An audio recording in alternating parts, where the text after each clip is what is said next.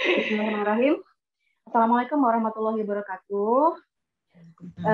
Teman-teman PPB, rekan-rekan PPB, nama saya Ainun Mardiah. Saya penyuluh perikanan dari Kota Bogor. Kali ini saya akan mencoba untuk membawakan materi, metode, dan teknik penyuluhan perikanan. Langsung, apa sih yang disebut metode penyuluhan? Metode penyuluhan itu adalah cara yang dipergunakan untuk mendekatkan penyuluh dengan sasaran penyuluhan. Bagaimana cara saya sebagai seorang penyuluh untuk mendekatkan diri saya kepada sasaran penyuluhan? Sasaran kita itu kan pelaku utama dan pelaku usaha. Nah, itu caranya bagaimana? Ini adalah metode penyuluhan. Klasifikasinya dibagi berdasarkan 3 klasifikasi. Yang pertama berdasarkan jarak sasaran, yang kedua indera penerima, yang ketiga jumlah sasaran. Apa aja isi-isinya dari jarak sasaran? Metodenya itu ada 2. Metode langsung dan metode tidak langsung. Di metode langsung ini, feedback atau umpan balik dari sasaran penyuluhan itu langsung terlihat oleh kita sebagai pemberi pesan. Dan waktunya itu relatif singkat. Jadi nggak lama-lama kita dapat feedbacknya, kita dapat umpan balik itu nggak lama-lama, langsung terlihat. Kalau yang tidak langsung, metode tidak langsung ini, umpan baliknya itu lama terlihatnya. Jadi itu yang membedakan. Berdasarkan klasifikasi indera penerima sasaran, dibagi menjadi 3 metode. Metode terlihat, terdengar, juga kombinasi dari terlihat dan terdengar. Terlihat, ini biasanya kan kita ada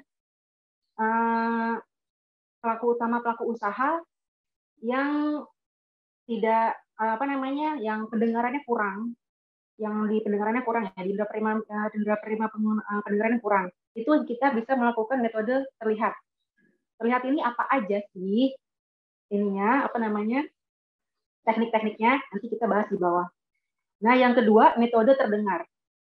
Dari indera penerima sasaran yang hanya bisa atau yang pokok indera penerimanya itu melalui pendengaran.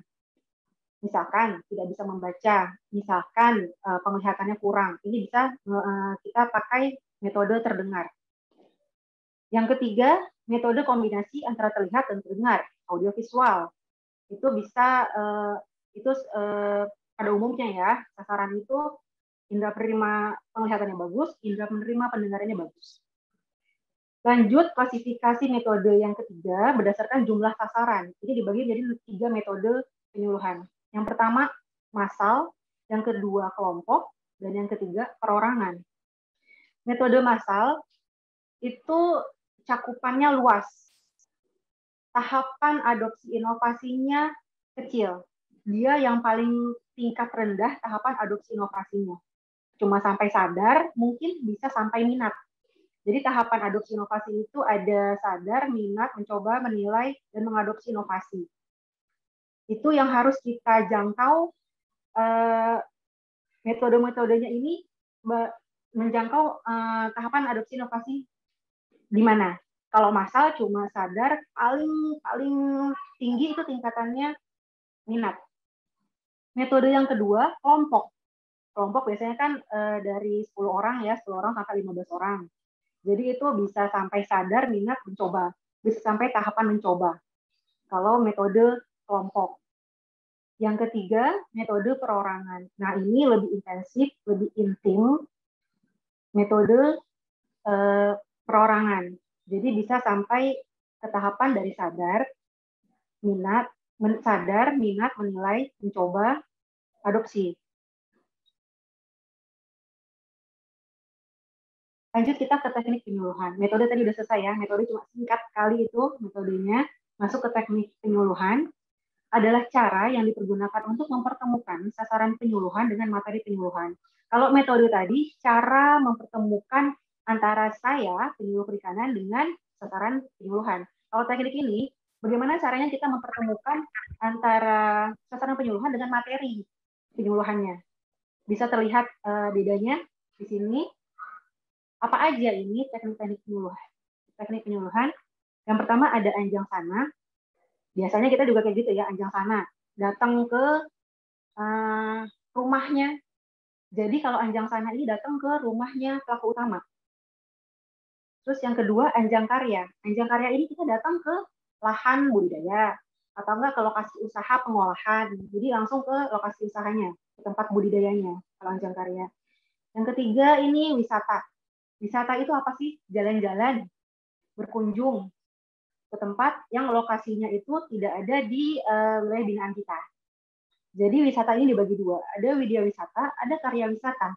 Bedanya, kalau widya wisata itu kita berkunjung antara saya dan pelaku utama pelaku usaha, berkunjung itu cuma melihat cara atau hasil dari inovasi yang ada di lokasi kita kunjungi. Tapi kalau karya wisata, itu kita bukan cuma ngelihat aja, bukan cuma ngelihat caranya gimana sih, hasilnya kayak gimana sih, tapi kita itu sama-sama praktek dengan orang yang ada di sana. Teknik yang keempat, kursus. Kursus ini proses belajar mengajar. Fungsinya apa? Tujuannya apa? Menambah pengetahuan, meningkatkan keterampilan, menumbuhkan sikap positif, dan mengembangkan kepemimpinan. Bisa dilakukan dalam ruangan ataupun di luar ruangan, boleh di lapangan dengan waktu yang ditentukan bersama-sama. Lalu ada teknik kelima, pameran. Pameran ini memperagakan tentang suatu hal atau inovasi yang baru. Bagaimana caranya kita supaya sasaran penyuluhan ini berminat dengan apa yang kita pamerkan. Eye-catching lah, kayak gitu ya. Yang keenam, teknik yang keenam, media massa. Kalau sekarang mas sosmed gitu, jaringannya yang luas, bukan cuma yang di wilayah binaan kita aja. Terus yang ketujuh itu perlombaan, membangkitkan semangat. Ini bisa lomba antar pelaku utama, atau lomba antar kelompok, atau lomba antar kelompok gitu ya, di wilayah kita. Yang kedelapan ini kampanye. Kampanye ini dilakukan serentak dengan waktu yang relatif singkat. Contohnya apa? Kampanye gerakan memasyarakatkan makan ikan, misalkan di suatu kota. Kampanye lokasi utamanya ada di alun-alun bupati, misalkan gitu, alun-alun wali kota gitu ya. Nah, nanti ada diasporanya, ada di kelurahan-kelurahan, masing-masing kelurahan juga ada. Serentak dengan waktu yang relatif singkat. Itu namanya kampanye. Lalu yang 9 ada siaran radio. Mudah-mudahan di teman-teman sendiri di kabupaten kota ini masih ada siaran radio penyuluhan. Kalau di Kota Bogor masih ada siaran radio penyuluhan perikanan, peternakan, dan pertanian. Nah, ini menyebarkan informasinya secara cepat dan luas. Cuma menumbuhkan sadar dan minat ya. Tadi tahapan adopsinya cuma menumbuhkan sadar dan minat aja. Yang ke-10 ada pertemuan umum. Suatu rapat dengan peserta campuran. Penyampaian informasinya tertentu dipertimbangkan dan akan dilaksanakan kemudian hari. Jadi ini cuma secara umum aja, pesertanya boleh siapa aja, bukan hanya pelaku utama, pelaku usaha. Boleh juga sasaran antara juga boleh. Yang ke-11, pertemuan diskusi. Mengajak pelaku utama kegiatan perikanan untuk membicarakan dan mencari solusi masalah yang dihadapi, mengumpulkan saran-saran, dan lain-lain. Jadi ini biasanya kita ada pertemuan kelompok, itu juga bisa seperti itu. Jadi ada masalah apa, ada kendala apa, tantangannya di mana, kita bahas, dan bagaimana cara pemecahan masalahnya. Lalu ada demonstrasi. Demonstrasi ini menunjukkan, memperlihatkan, memperagakan. Ada dua. Ada demonstrasi cara dan ada demonstrasi hasil. Ini kebanyakan dari kita ini masih ada campur aduk antara demonstrasi cara sama demonstrasi hasil. Kalau demonstrasi cara itu memperlihatkan suatu cara kerja, prosesnya itu diperlihatkan dari awal sampai akhir. Jadi ada prosesnya, ada cara kerjanya. Baik dari cara kerja suatu inovasi yang baru, dari yang tidak ada menjadi ada, ataupun dengan suatu cara kerja yang disempurnakan. Maksudnya sudah ada dulunya teknologi seperti ini, tapi ada inovasi teknologi baru, jadi ada bedanya. Nah, yang kedua, demonstrasi hasil itu memperlihatkan atau membuktikan kemanfaatan hasil dari penggunaan suatu inovasi teknologi baru. Jadi hasilnya yang diperlihatkan, bukan proses kerjanya yang diperlihatkan. Karena waktunya itu biasanya relatif lama. Misalnya, kita mendemonstrasikan hasil nila, misalkan seperti itu ya. Ini nila biasa, ini nila gift, ini nila gesit, ini nila nirwana. Nah, itu hasilnya, hasil dari teknologinya. gitu. Yang kita perlihatkan seperti itu. Keunggulannya apa? Kita jelasin di situ. Itu demonstrasi hasil. Kalau yang tadi berdasarkan teori, kalau yang ini saya mencoba untuk merangkum berdasarkan Peraturan Menteri Kelautan dan Perikanan nomor 30 tahun 2014. Salah satu babnya itu di bab 3 ada menjelaskan tentang metode penyuluhan perikanan. Dari pasal 19 sampai pasal 26. Teman-teman bisa baca, mungkin semuanya sudah punya ya filenya. Metode penyuluhan perikanan ini harus memenuhi prinsip. Prinsipnya itu ada 7. Jadi banyak, ada prinsipnya dari 7. Mampu mendorong tumbuhnya swadaya dan kemandirian pelaku utama dan pelaku usaha. Yang kedua, efisien dan efektif dalam penggunaan biaya, waktu, dan tenaga. Yang ketiga itu menjamin keberlanjutan penyelenggaraan penyuluhan. Yang keempat, mendorong partisipasi aktif sasaran penyuluhan. Yang kelima, sesuai dengan kondisi sasaran penyuluhan. Yang keenam, memungkinkan dapat disampaikan materi yang sesuai, cukup dalam jumlah dan mutu, tepat sasaran dan waktu, mudah diterima dan dimengerti, penggunaan fasilitas dan media secara berhasil guna. Dan yang ketujuh, kerjasama dan partisipasi. Mudah-mudahan teman-teman ini bisa dibaca nantinya, bisa dipahami, diresapi prinsip-prinsip metode penyuluhan berdasarkan Permen KP nomor 30 ini. Kalau di sini pengelompokan metode penyuluhannya itu ada 4. Kalau tadi klasifikasinya saya bilang ada 3, berdasarkan jarak sasaran, jumlah sasaran, dan indera prima sasaran. Kalau di Permen KP ini ada 4 dibaginya. Dikelompokkan menjadi 4 berdasarkan tujuan penyuluhan perikanan, yang kedua berdasarkan jumlah sasaran, yang ketiga berdasarkan media yang digunakan, dan yang keempat itu berdasarkan teknik komunikasi. Nanti akan saya kelompok-kelompokkan nih. Yang mana bedanya, yang mana samanya, biar teman-teman itu mudah untuk memahaminya nanti.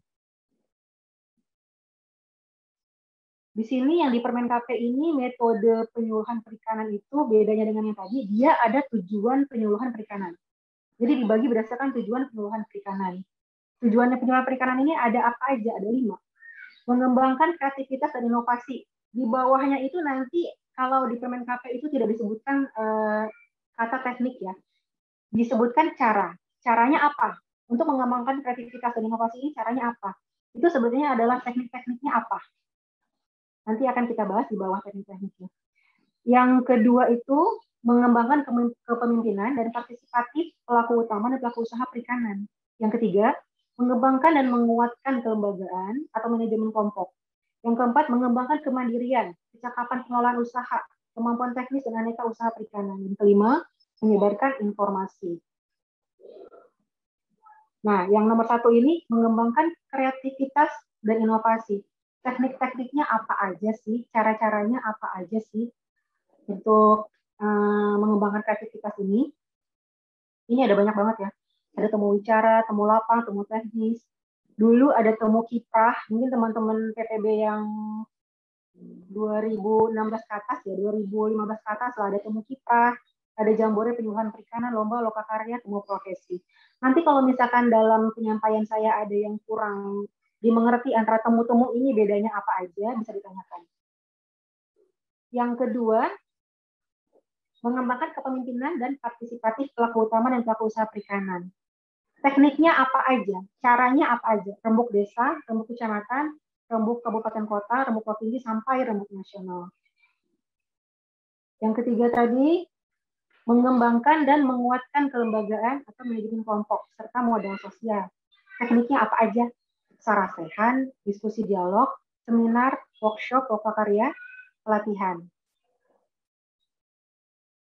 Yang keempat, mengembangkan kemandirian, kecakapan pengelolaan usaha, kemampuan teknis, dan aneka usaha perikanan.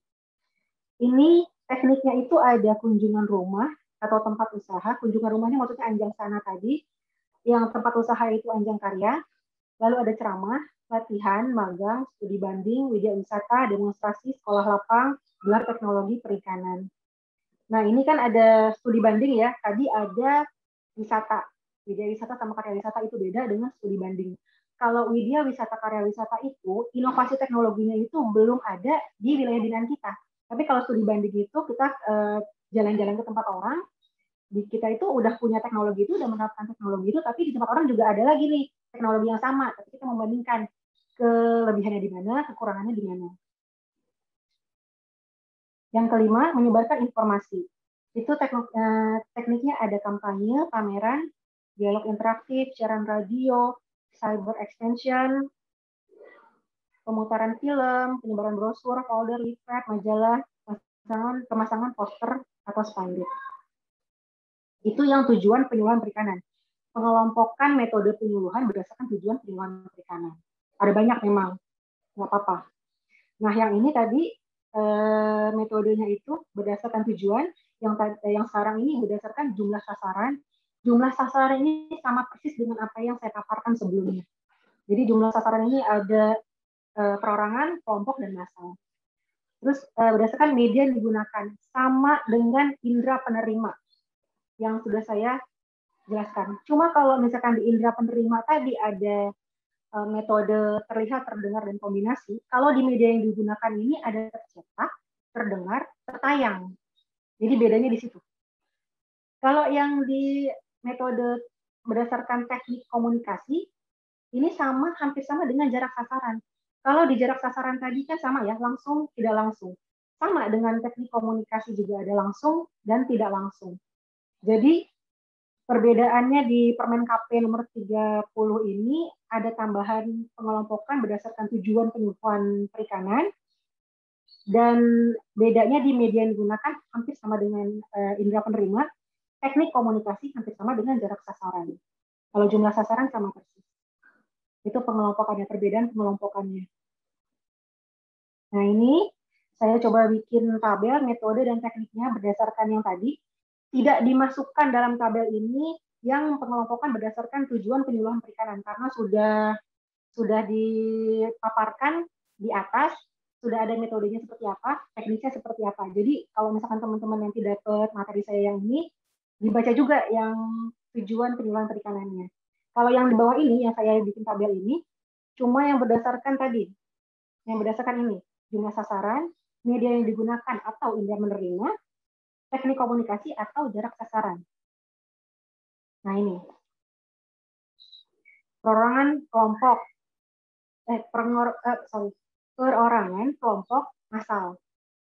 Jadi ini ya, jumlah sasaran. Yang B, jumlah sasaran ini perorangan, kelompok, dan massal metodenya. Tekniknya perorangan bisa anjang sana, bisa anjang karya, bisa telepon, atau sekarang WhatsApp atau video call itu bisa. Yang pasti kita secara secara langsung perorangan by person. Nah, yang kelompok ini tekniknya bisa diskusi, kursus, pertemuan kelompok, demonstrasi, dan lain sebagainya. Kalau metode massal, tekniknya yang bisa dilakukan demonstrasi massal, aksi sosial, kampanye, tayangan film, siaran TV, radio, dan lain sebagainya. Kalau metode terlihat, ini yang di Permen KP 30 tercetak ya. Terlihat itu tercetak, tekniknya itu siaran TV, bahan cetakan. Bahan cetakan ini apa aja? Bisa leaflet, folder, baliho, bisa majalah, tabloid, jurnal, bisa semua. Yang penting dia bisa dilihat ataupun yang satu lagi bisa cetak dalam bentuk cetakan. Untuk metode terdengar, ini tekniknya siaran radio, jingle, anjang sana, iklan, layanan masyarakat ya jingle itu, atau telepon. Dia menggunakan indera penerima pendengaran. Nah, metode kombinasi di Permen KP ini metodenya tertayang. Jadi kombinasi antara audio dan visual. Itu tekniknya berupa siaran TV, video, YouTube, dan lain sebagainya.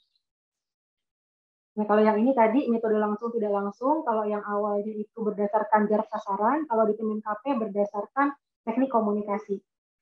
Metode langsung, tekniknya itu bisa dilakukan dengan anjang sana, anjang karya, telepon, dan lain sebagainya. Yang tidak langsung bisa dilakukan dengan teknik siaran TV, radio, bahan cetakan, dan lain sebagainya. Masuk ke pemilihan metode penyuluhan.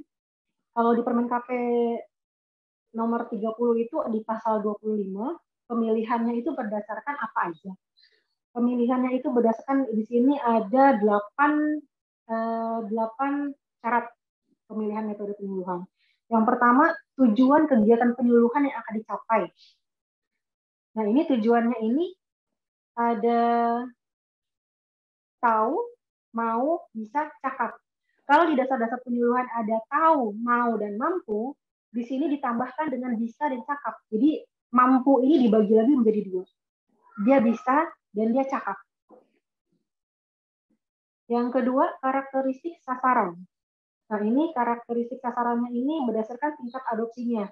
Kembali saya ingatkan, tingkatan adopsi itu ada sadar, minat, menilai, mencoba, dan mengadopsi. Ada 5 tingkatan adopsi. Jadi, sasaran ini kita lihat dulu. Metode yang akan kita pakai berdasarkan sasaran ini, tingkatan pendidikannya, tingkatan keingintahuannya, misalkan kayak gitu ya, atau kemampuannya, atau misalkan ada sasaran penyuluhan yang pas penyuluhnya datang, alhamdulillah penyuluh datang nih, gitu kan ya, ada informasi baru atau ada apalah, misalkan pengetahuan baru atau apa gitu kan ya. Tapi ada juga yang kadang-kadang, wah penyuluhnya datang mau ngapain lagi nih, minta data kah, minta apakah, kayak gitu-gitu kan. Jadi dari karakteristik itu kita bisa tahu nih tingkatan adopsinya itu bagaimana. Yang ketiga, karakteristik penyuluh. Kita sebagai penyuluh juga harus tahu kemampuan kita menguasai metode. Kalau misalkan kita tidak menguasai metode penyuluhan yang satu, kita bisa pakai metode penyuluhan yang lain. Masih banyak metode penyuluhan yang bisa kita pakai yang sesuai kemampuan kita, sesuai dengan sarana prasarana yang kita punya. Misalkan seperti itu ya. Sesuai dengan biaya yang kita punya. Kalau misalkan dari kita sendiri ininya, biayanya. Dan yang keempat, karakteristik daerah atau wilayah. Maksudnya ini di wilayahnya ini kalau misalkan dipakai metode A bisa nggak ya? Tapi listrik di sana nggak ada, atau internet di sana nggak ada, misalkan seperti itu. Jadi karakteristik wilayahnya seperti apa? Topografi lahannya seperti apa? Lalu yang kelima, materi penyuluhan. Yang keenam, sarana dan biaya. Yang ketujuh, kebijakan pemerintah. 8, faktor sosial ekonomi sasaran. Jadi berdasarkan 8 poin ini, kita pilih metode penyuluhan yang akan kita pakai di lapangan. Lanjut ke penetapan metode penyuluhan. Ini ada di pasal 26. Penetapannya itu berdasarkan cuma 2 aja. Yang pertama, identifikasi dan analisis data dari sasaran, penyuluh, dan perlengkapannya, keadaan wilayah dan kebijakan pembangunan. Yang kedua, menetapkan alternatif metode penyuluhan perikanan, dapat satu jenis atau lebih beberapa metode. Nah, jadi kalau misalkan kita tuh mau memilih metode apa sih, mau memilih teknik apa sih yang akan kita pakai, seperti ini ya. Ini itu sifatnya sangat dinamis. Jadi bukan cuma perorangan cuma bisa nih tekniknya hanya sana hanya karya telepon cuma bisa doang, enggak. Oh, perorangan bisa juga nih pakai diskusi, bisa juga nih pakai misalkan pakai demonstrasi secara pribadi gitu ya, bisa. Jadi dia itu tidak statis harus dari metode ini, harus pakai teknik ini, tidak. Jadi pakailah yang berdasarkan kebutuhan dari sasaran penyuluhan dan pakai juga metode dan teknik yang mencakup tujuan penyuluhan kita. Misi kita menyuluh itu apa? Jadi tercapai nantinya. Itu, 2 itu. Mohon izin Ibu, waktunya sudah habis. Oh ya? Oke. Terima kasih. Wassalamualaikum warahmatullahi wabarakatuh.